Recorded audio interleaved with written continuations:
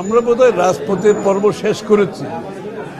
এখন দেশের মানুষের হাতে তাদের মালিকানা ফিরিয়ে দেওয়ার সময় আসছে এবং আমাদের প্রত্যেকটি দলের বিভিন্ন চিন্তা থাকবে, প্রত্যেকটি দলের নিজস্ব দর্শন থাকবে, ভাবনা থাকবে, ভবিষ্যৎ নিয়ে চিন্তা থাকবে। এটার একমাত্র পথ হচ্ছে জনগণের কাছে গিয়ে আগামী নির্বাচনে ম্যান্ডেট নিয়ে আপনারা যে যা চান সেটা করতে পারবে। আমাদেরকে তো জনগণের কাছে যেতে হবে, ম্যান্ডেট নিতে হবে, সবাইকে নিতে হবে।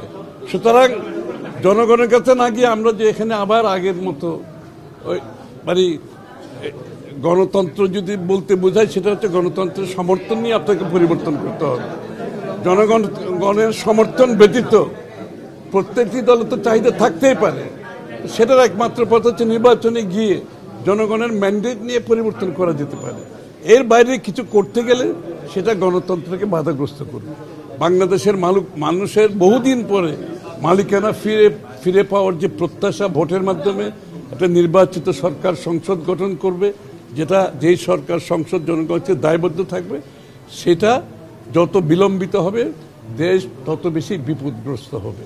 আমি বলছি একটা কথা বারবার, যে সমস্ত আন্দোলনের পরে, বিপ্লবের পরে যেই সমস্ত দেশ যত তাড়াতাড়ি নির্বাচিত সরকারের মাধ্যমে গণতান্ত্রিক প্রক্রিয়ায় ফিরে যেতে পেরেছে, সেই দেশগুলো ভালো করছে।